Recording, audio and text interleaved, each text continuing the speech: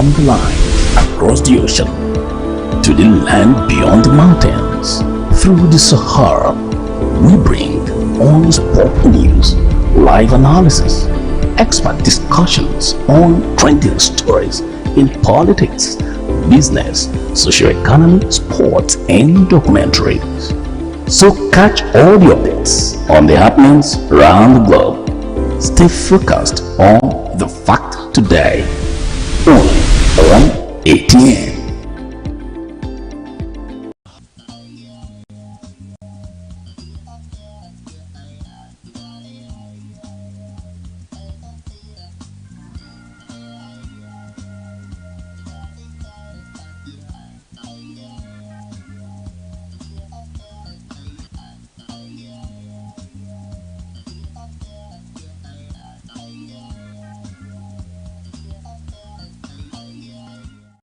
Welcome back. If you're just joining us, this is Society Watch on Atlantic Television Network. And joining me on the show this afternoon is a public affairs analyst, Welt Oduyemi. It's good to have you. You look smart. All right, welcome. Let's look at the first story from Benue State. A 37-year-old woman was arrested by the Operation Zanda Joint Task Force in Benue for allegedly possessing 317 live ammunition. The live took place at the Ayeta Junction in Ukem local government area, Benue State. The suspect is believed to be associated with a notorious bandit in the area.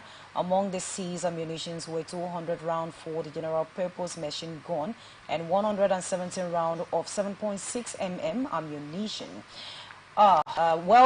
First of all, we want to really commend the security operatives for putting all fingers on decks and of course, getting this one and bringing her to a book. But, Mr. Wells, looking at the number of ammunition a woman carries, like, I'm surprised. It seems like, is this what a woman is supposed to do?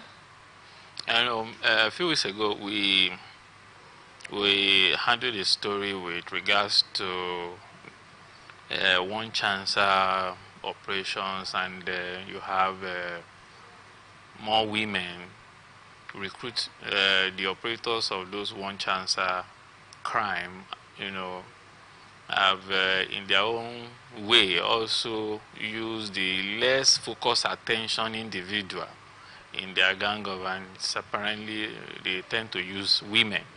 And for obvious reasons and psychological ground, if probably you are at a bus stop or at a park for you to join public transport, there's a level of confidence that tends to, compared to when you probably see the vehicle only loaded with men, and some of them have a fierce looking, countenance, you probably want to think twice. But when you tend to now see women, and I'm talking about women a bit advanced, not just young girls, but women, some probably have their baby with them. And you tend to probably want to, then you will not get the shock of your life and telling you that these same persons will not engage you and tell you, Oga, all those items I like it and I would like to have it. You're probably thinking like it's a joke. And then they start showing you a password that will probably make you naturally want to let go some of it. So, the operations of the security agents as against the bandit and the new ways of crime that is not common to this clan is so intense that the criminal also have to go extra mile to ensuring that they tend to focus more on areas where will not command attention. So probably you want to look at what is a woman, or what's a woman doing with that volume of ammunition. It tells you that for a very long time in that corridor, in that space, is not a norm, but it's another way of movement of ammunitions, because if it were to be boy, you probably ask everybody to come down and then you do your normal routine search. But these days right now, shockingly, there was a time I was traveling, and whether you are a boy or you are a girl, you will be searched. So because of that, the security agency also have also looked through confessional statement of some of these idols or criminals, coupled with the intelligence gathering module, have turned out to go through the unconventional approach of conveying this equipment, this ammunition, and other means of carrying out crime. So it's a win-win for the security agency. As one of our colleagues told us that they have a special training that they can actually know somebody who is having drug on him or her. So be as is made, there are certain checks they will probably carry out that you and I will not fail that test. But for someone who is into drug, once the application of the test is conducted, the person will fail. Why? Because it's a special training for the security agents that have also deployed through various means of engagement, questioning, investigation, underground, and sometimes collaboration with some criminals who have now repented, and then they tend to supply some of helpful information to the security agent. Yes, it will get you shocked, but the time and season that we have, people are desperate, and they can apparently go all out to ensure they want to carry out their nefarious acts. Exactly what you just said. You know, there was a time that there were times if I want to get into a vehicle and then I see only men, only guys there, nobody will have to preach to me. I will just tell the driver to move on. But now I feel very comfortable in the midst of guys and even women. And remember that women are the ones bothering children, carrying children for 9 months, and they're supposed to even give more training than men because they know what they went through. But in a situation that women are now involved in this kind of thing, in the killings, in carrying ammunitions that are even more dangerous than men, do you think we will ever have a better society? Because you see children of these days, 19 years, 10 years, strangling people to death. And you are wondering, do they have parents? What have they inculcated them? What have they been training them? A lot of people will say it's the societal influences. And some of them will say, no, the parents are not giving attention. Because majority are busy carrying ammunitions. What do you think about this? Well, the atmosphere that encourages movement of ammunition through unconventional approach or line of movement is just that the security agents will do more on intelligence gathering. And also, there are moral building platforms through the religious means, sensitization, national orientation, platforms to reorientate and sensitize the populace on the need to shun crime and the implications of shunning crime. And given to crime, there are consequences that you can lose future, you can lose loved one. So a whole lot has undergone. I want to also look at, because I've tend to see a narrative in that line that some of these persons, particularly the female folks, that you tend to see involved in this crime, could also be blackmailed into doing it. It could be that a family member is apprehended or arrested, or somehow a kind of a debt that I have to pay, and they will have to tell you, if you still want to see your loved one, then you need to do this. We've seen some instances as to how that play. So a lot of angle can tend to come in. But this particular story, something striking about it is that further investigation into the matter will tell you that the lady in question has been in the business for quite some time, with the kind of volume of the ammunition that she was caught with. Tells you that there are a lot of channel of influence she's linked to, and implying that the protective that such kind of business require is available. Probably there is a disconnect in the delivery sequence that probably might have actually led to her arrest. It could be somebody failed in their own space, fails to do the needful, and then the intelligence information got to the wing of the security agents, and probably they may be on a trail or for quite some time. And if you drill her, the point is just that when women are caught, there are high chances that those who probably are doing the pulling of the string behind the scene may sooner or later be apprehended. All right. We are saying a very big thank you to our security operatives for doing a good job, And for those of you that are involved in this kind of criminal act, I think it's high time you say no and, surrender everything you have, because like this, we will not have a better Nigeria.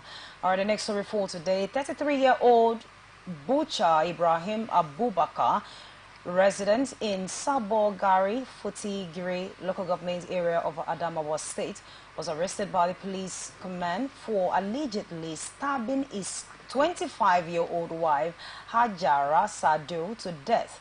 The incident occurred after an argument over a missing phone. Abubakar confessed to the crime, expressing regret for killing his wife, who was the mother of their only child. The police made the arrest following the report by the deceased father and recovered evidence linking Abubakar to the mother. Mr. Wells, Abubakar killed his wife, 25-year-old wife, a mother of their only child, his only child, because the partner is no longer there. Abubakar killed his wife because his wife took his phone. We know that there is one thing is very common among women, that if they're talking about a married, they will want to check their husband's phone, which there is no solution to that after all. But they want to check the phone to see what their mind is telling them to see. But is that enough for a man to pick up a knife and stab his wife to death because the wife took his phone? I thought husband and wife were supposed to be one.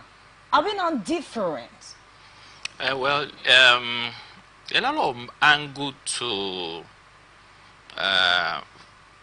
incidences of this nature. Sometimes we tend to want to comment or place our commentary on the symptoms and not the real cause of actions or the aftermath actions, because there are antecedents and incidences of dwindling trust, particularly in this context. For someone, of course, you probably might want to say he's a butcher, so he's predisposed to using the weapon he knows how to use, because it's the kind of the nature of work he does, and one way of ventilating anger to a certain degree is to threaten with the weapon or the tools of his line of trade. However, I'm looking at repeated heated argument. I will not be surprised, battery, and maybe some symptom of hanky-panky, where trust has suddenly been stifled, that is not healthy in that space. So I'm sensing it that battery on both ends is also, because you can't just wake up some morning and because of your phone is missing, and then you pick up a knife and start stabbing your partner. From the story, we were told that several stabbing sequence was conducted before the lady got to a point of giving up the ghost in a pool of blood. So a lot of angle can be looked into that probably will lead to what we are picking up in the news. But there again, it underscores the psychological state of persons who intends to, wanting to go into the institution of marriage.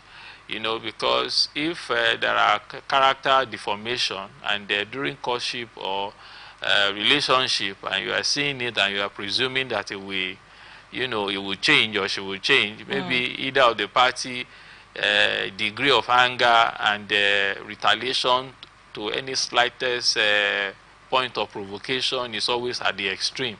and then you are seeing this flag, red flag, and you say you will manage it, and over time you will change and all that. Exactly. So these and many other factors. It could also be that maybe there is another partner from the angle of the guy, considering the kind of business they do, which of course you most likely have various customers, and oftentimes the female folk happens to be some of their customer, and yeah, certain discussions and some signs of hanky-panky is flittering to the wife, and then felt that the only time she can apparently get an instrument of engagement to engage communication is about that wee hour of the night, between the hour of 4 a.m. By then you will probably go then check the phone and begin to see, to satisfy our curiosity. You know, that I said it, I know from the way a man I have been, has not been given, and not, so I know that, so probably you might want to, and then the guy probably maybe was caught, and then he felt I would tell you that I'm the man of the house, and all the beatings start coming in. Maybe she also retaliated with weaponry, and then he wants to apparently take it to the next level, and then loses it, and then pick up the knife. And then. But again, Mr. Wells, I would like to know this because we keep talking about this in stories. We saw in a story yesterday where a man butchered his wife into 200 pieces, stored the body parts in a kitchen, and then later with the help of friend disposed it into the river. And we also had the same story very close to us here in River State, where a man killed his wife and then called the father of the wife, and telling him that there is emergency, we need to get to their house and meet the wife in their daughter in a pool of blood. You know, all of these things keep occurring, happening in families. At what point should couples begin to see that what is about happening now might not necessarily end well? What are those red lights that we should look at, knowing that maybe our partner might not be able to hold his or herself, and then move away from it? Because in the process of engaging in unnecessary arguments has led to people losing their lives and going below the 6 feet. So, as I said earlier on, there are various underlying factors that one may consider, that you must consider before, you know, moving on to the next stage. Now, it now tells whether individuals who are coming forward to making a promise of staying together or living together as husband and wife are fully ready. It's not by finance, it's not by age, and it's not because maybe your neighbors or your friends or your colleagues who are already doing the dotted line, you think that. And then there are more to it: psychological reasons, economic reasons, and then what's the level of your sacrifice? Because if you are not ready to make sacrifice, you know, and then you probably want to live with another person. Oftentimes, in some forum that I relate, I always ask that as you were, if you are thinking settling down or getting married, as you were, by your attitude, behavior, can you marry you? If you can actually marry you or provide a very convincing answer, then maybe it's one of those few steps. So a lot of factors could be we've seen the one that is very predominant in this space, people who just realize wake up money and they probably impregnated themselves, and then maybe family principle or communal principle is that once you get your partner pregnant, you have to stay together, or you have to marry her, or you have to stay with him. And really, in the sense, these fellows or these persons are not apparently ready. But there again, because of culture, religion, and some other varying factors, you now put persons who are not really ready to, into marriage or cohabitation. They now tend to see. So some of them base living together with a woman or a man on the opinion of men, opinion of friends, family and friends, as a way that for the male folk, you tell you, if a woman misbehaves, doesn't listen to you, you deal with her, you teach her some few lessons so that she can fall in line. And some persons in the female folk will tell you that don't take nonsense from any man and all that stuff. But there again, it goes beyond all that, because Once communication dies, the number one thing in a relationship, whether in marriage or a kind of movement, the Holy Scripture says, can two work together if they don't agree? So you have to get to a point where, do you really want to go through this journey? And we are going through this journey. These are things and things we must do and we must avoid. Oh, okay. Now, Mr. Weld, of course we know that whether the marriage was based on family idea or the consent of the two, there is one thing that cannot be taken out of the union, which is couples will always argue. There will always be misunderstanding. Marriage is not a perfect place. It's a union where two imperfect individuals come together and trying to be perfect. So in a situation that argument comes up, at what point should partners say to themselves that this is not going to end well, let me move from it? At what point is there a red line in the midst of arguments? Because we really need to let people know about this. All this, I know the degree. All this, do you know who I am? Feeling that, okay, I'm the woman, I can beat my husband, and the man is like, I'm the head of the house. At what point should they say to themselves, I think we should end it here? Well, depending on the belief system of the persons or the parties, we want to look at it at the angle of the law. You also want to look at it at the angle of the religious ground, then the traditional ground. From the perspective on the law, the party have their equal right. The point is that there is nothing that should be too difficult for individuals to not wanting to discuss. Creating a platform and a window of coming together maturely and discuss issues. If that platform or that clause ab initio, their union, is not carefully established and well understood by party, you will always have this friction. Regardless of opinion of influences of family, relative, friends, there should always be a ground for engagement. Okay. And that ground of engagement implies that rules of engagement will probably have been spelled by parties that, look, see, when we get to this point, we should sit down and define standard.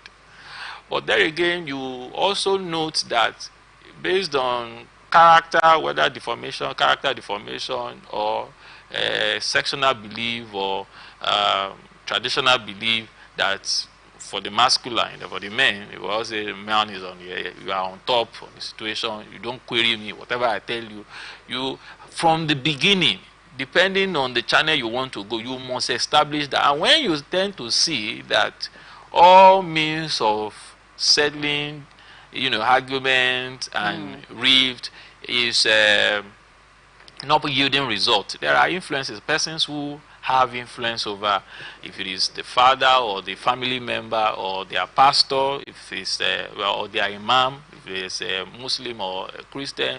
You must have somebody who probably the two parties hold in high esteem, that when the ships are down, you can literally reach out for help. Because bottling it up, and I don't want anybody to, my father, my mom, or this is not the tradition in our family that you roll out or you let third party come into your marriage or this. But sometimes you have to get to that point, so that if going together is not realistic, it is better that persons, avoid instances like this, so that some person will tell you that, look, when it's getting to that frequency, you just want to do a walk away, because there will be provocative instances where you probably want to, you yourself will also want to, regret action, just as this young man did. He said he got to a point that, he regretted his action. If he had, at that point, as I was coming to the studio, I was listening to certain argument between a man and a woman. The woman wanted the mother of the guy to come and spend some time with them, and then there was a soup. There was this old soup in the house that the lady wanted to give to the mother-in-law, but in between that period, her own mother came, and then she now told the husband that she cannot serve her own mother that said soup that he wanted to serve his own mother-in-law, that he should give him money so that he can go to the market and buy, so that our mother can eat fresh food or fresh soup. And then you can imagine that argument. Heated argument. The man says, shishi, I will not give you. Oh, your own mother cannot eat soup that is more than 2 days old. But oh, my own mother should eat. Oh, you want to disrespect my mother? I will not give you a kobo. If you so desire that you want to cook a soup, you can imagine that kind of. So you see, you manage that one, maybe that one fly. Another one, school fees, or who is paying which bill, another. So some of these incidences that will lead to fatality could be on account of unresolved issue that is compiling. Now you now see that just what is holding phone?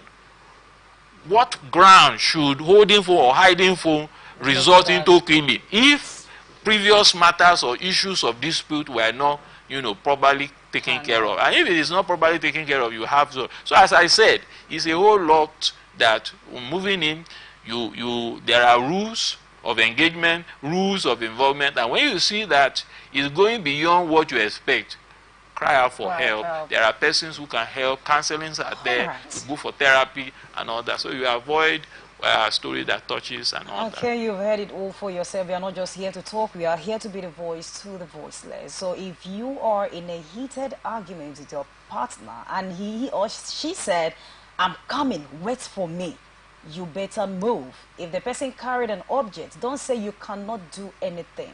I mean, you cannot educate anger. It is an issue. So when you see those kind of things, run for your dear life, and then later you can resolve it.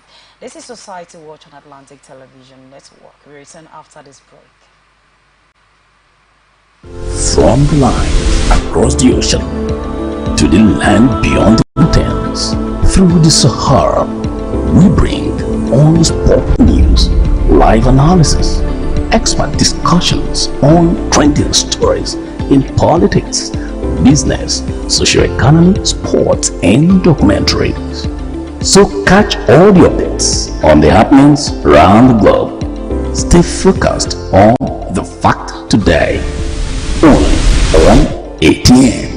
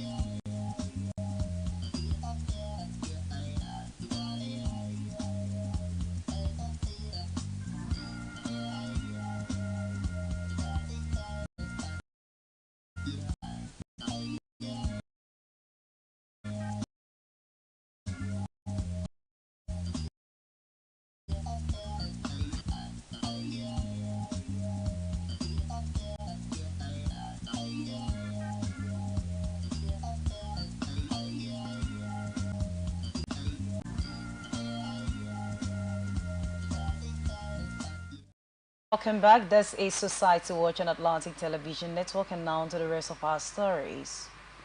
From Katsina State.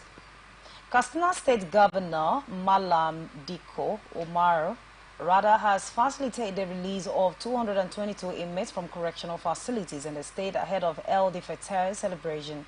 The inmates detained from minor offenses were unable to pay fines imposed by court. The governor's action aimed to reduce congestion in correctional facilities and allow the released inmates to celebrate Salah with their families. Additionally, the federal government of Nigeria has declared Thursday, April 11, 2024 as an additional public holiday to celebrate El Fitr, providing an opportunity for citizens to commemorate the religious occasion. The announcement was made by the Minister of Interior, Dr. Olubami Tunji-Ojo, highlighting President Bola Ahmed Tinubu's commitment to a safe and prosperous Nigeria. Anyways, you will tell me whether it is a good development here. Of course, who would want to see his or her family member. But they are saying that they actually detained them because of the minor fine they couldn't pay. It doesn't matter how big, whether 2,000 or 1,000. And all of these has made a correctional center so congested. Do you think the governor did the right thing by releasing these ones back to their families? Of course, by the story, if they had the money, they would still be released. But it's because of the fact that they don't have the money. And also, is the benevolence window of the governor, because there's a provision in the Constitution or a window space wherein the governor has the power, based on the advice of the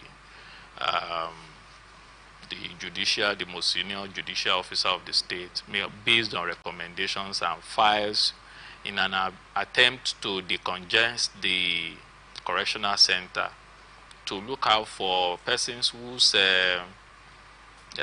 matters are not the required capital punishment, as the case may be, where, based on recommendation, can benefit from the a release program organized by the judiciary, to ensuring that there is a respite for persons who had no business to be in the correctional system or in the correctional center. So it's just good, timely for the family that during the festive period, as it were, enjoy the part of the responsibility requirement of the governor. So it's a good one. I'm so sure that there will be jubilation with those who probably falls into that category, because if they had that money, they would probably meet those bail conditions and then they'll be released. All right, congratulations to all those who were released yesterday, but stay out of trouble, so you would not find your way into that correctional center anymore. Stay away from issues. All right, the next story is on economy. The Economic and Financial Crimes Commission has warned that establishments such as hotels, schools, and others accepting payment in dollars from Nigerian customers risk arrest. The EFCC chairman Ola Olukayode stated this: only transactions involving foreigners using credit card are allowed to be in dollars. Charging local customers in dollars is against Nigeria's constitution. The EFCC has made arrests in cases where establishment violated these regulations, emphasizing that such practices are illegal. Mr. Wells, the EFCC have stated that hotels, schools, and other establishments that accept payments in dollars from customers are at risk of facing arrest. I don't know, of course, whether it's a good thing or not, but I want to ask one question. You know, a lot of persons are saying the inflation is as the cause of dollar. Was or is still as a cause of dollar, and all of them are complaining that foodstuffs are very expensive in the market because of the dollar inflation, and some of them even go ahead to receive payments in dollar. This is Nigeria, and it's as though we are not even appreciating our own currency first. Now, Naira has appreciated, dollar is down. Why are things still expensive in Nigeria? Is it that things are now expensive because of the appreciation of naira. I don't understand anymore, because if dollar at least has come down, naira, I mean, things should be affordable. Things should, a common man should go to market with 10,000 and then you are sure of buying something. Well, there are some misconceptions about the understanding around how the economic works, particularly currency valuation and devaluation. Yes, the naira is gaining some relief as against the dollar, but some economic indices that drives some social activities of the economy that drives the growth of the economy, some are still in that static point. I'm talking about transportation. I'm talking about the per capita income of an individual in Nigeria. Has it improved? It has not. Salary still remains same, responsibility growing. And some, even if the naira is appreciating, it's a good indices that the future is seeming to be better.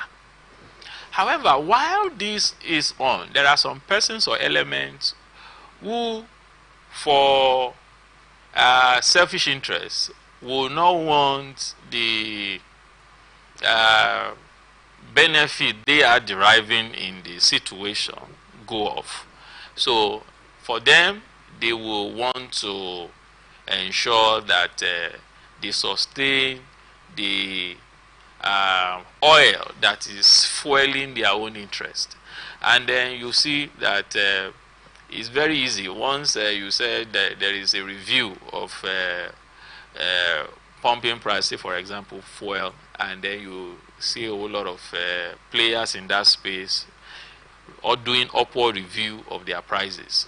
But the moment there's a downward review of maybe government policy in that space where there are players in oil, you see that it takes time for them to make adjustment. They will tell you that they have old stock, they have to sell the one they have so that they can recuperate their investment, and then now go and buy the current review price. But apparently during the upward review, they will tell you if they sell at the old, they will not be able to have more to buy the review, the upward review. So that's why they peg up their prices, so that at least they have something tangible to now go and buy at the upward review. So in this instance, with regards to the EFCC querying or giving out warning to establishments, schools, hotels to desist from collecting dollar by service charge, is because it's an act of sabotage. You are underscoring the effort of the government in certain space. Why? Because, let me land, because the point is that some of them are also players in the currency market, implying that the more of dollar you have, whether it's naira appreciating, you are still buying well over about 1,000, 1,002 as the case may be. So if you collect dollar, you are having value to the service. You are getting more for the value you are rendering to the public. And then in turn, when you now go and make an exchange, you have more like double as the case may be. That is one aspect. Some will tell you that since it's difficult for them to access dollar based on certain operations they render to the public or acquisition of certain equipment as the case may be, the easiest way to sourcing dollars is that during their services, they tend to collect the dollar from the public or from their customer. So that way, each time they apparently want to now place order based on some of these equipment or services that requires to be paid in dollar, it will ease off the pressure on them approaching the bank to get dollar. But however, that's apparently also not correct, because if that's why the EFCC plays a clause as to, except for foreign nationals where their credit card or debit card can be allowed to service the ball. Apparently for the local client or customer, why should you? Because the generally acceptable currency here is naira. So if it is based on that, why are you not, especially for school fees, you are here and you are collecting in dollars. So it's a trend of economy that when you phase out leakages, that is mounting pressure on the naira, then you tend to see that, because this thing is supposed to be sustained for a period of time. So if the trend, the downward trend of the naira continues between now and next year, then some of these prices that are still hanging in the balance, lying or hinging it on the what do you call it now, the depreciation of naira or dollar soaring high, tend to now say that what excuse are you now giving? The dollar has been falling since last year. That is what I'm asking. That's what I'm asking. If naira is beginning to gain value, and the government is trying everything, because people are of opinion that the government is not doing anything. Of course, it's almost looking like it, because a lot is going on, looking at the kind of hardship that the economic challenge is going on in the country. And then, by the grace of God, naira is beginning to gain appreciation. Why will some of those local places place demand for payments in dollar? You said something, there are some organizations that you just have to pay in dollar. But now that the government have said that, EFCC have also said so, why can't they desist from it? Well, in that instance, greed is setting in, and there you need to put up a structure or a mechanism that will regulate and ensure that compliance is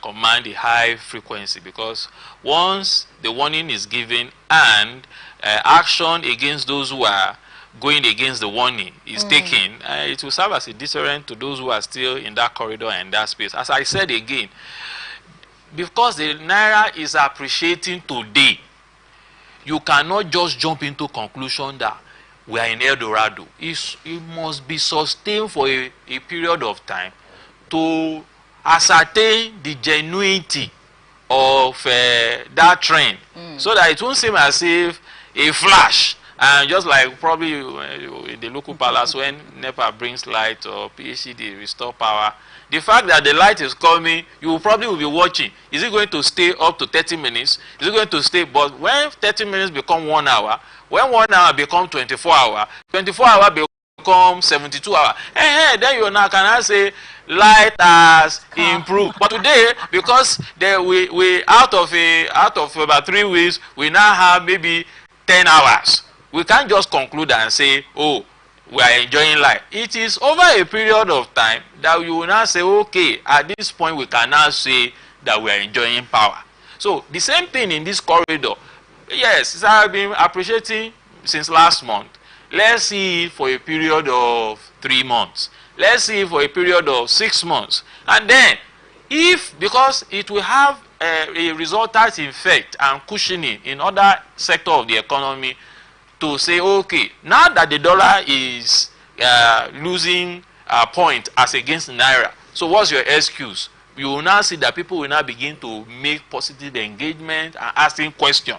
And then when you start beginning to blab and not convincing the people with the prerequisite or required answers, people will, make demand, and then if you don't want to do, then they will report such a person. So that's why I say let's watch it over a period of time. It's going down good. Sometimes it's always not automatic, but after a period of time, we will now have the moral ground to place demand on some of these persons or players who are still inching their price up. All right, thank you so much, Mr. Wealth. And the last report today is on health.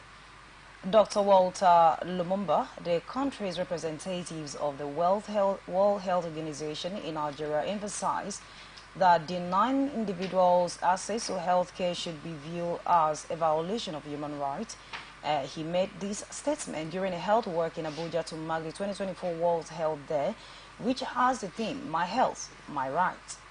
Lumumba stated that WHO, created 76 years ago, is based on the principle that health is a fundamental human right and should not be a privilege. He highlighted examples like missing vaccination and maternal deaths as violation of human rights. In a related development, the permanent secretary of the Federal Ministry of Health and Social Welfare, Koholom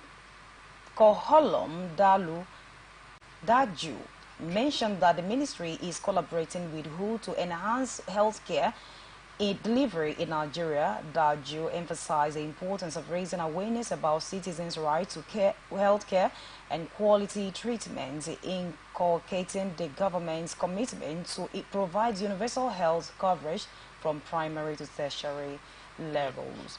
Mr. Wealth, the World Health Organization, the representatives, they have come again to remind the government that the health is not a privilege to individual. It is the right of human. It is the right of individuals to have access to health care, treatments, and all of those.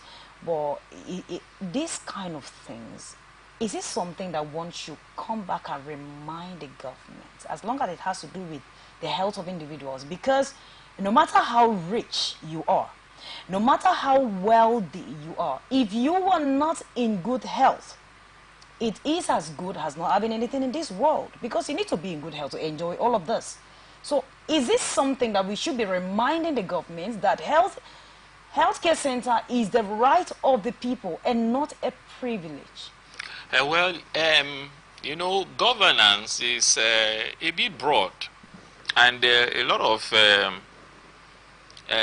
social interests and many other interests will be commanding government's attention. And that's why you have 3 tiers of government, so that as a unilateral government may not be able to cover some of these social responsibility and social engagement that is expected of it. Hence, the decentralization model, where the grassroots governance, and then the subnational, which are the state, and then the national, which of course the federal government. Now, health is there's a higher percentage, as recommended by the World Health Organization, of the national budget of any country to be pegged to ensuring that the health needs of the populace are met. However, these needs is not achievable over time. It is a long time, you know, investment, a long time involvement. And with the peculiarity of our nation, where we have health facility deficiency and also lacking manpower, you want to agree with Professor Lumumba, being the representative of the World Health Organization on grounds of health, on the need for our governments in all levels to rise to the occasion, to ensuring that health services should not be seen as a privilege, but it is a right. But there again, because of the kind of politics we play in this part of the world, that practically what is meant to benefit all is now used as a weapon. It is weaponized. Poverty is weaponized. Social amenity that naturally should not be what you probably want to put up a gathering and flagging up and clapping or thanking you, is now used as a means to converting for support, vote, as the case may be. In senile clans, when where these things come natural, you will see that incessant reminders is not there, because there is a system that ensures that these basic amenities and access to living, because it complements the existence of human, a basic need, because at the point in time you probably want to have, you know, need for accessing these facilities. But if they are not in place, it will weaken the productive capacity of any nation, which of course will rub off on the economy. So it's a good call for reminder, telling you that in this space a lot of things commanding or contending with the attention of government. Okay. And then you have this platform reminding and placing constant reminder, because that's apparently the only way.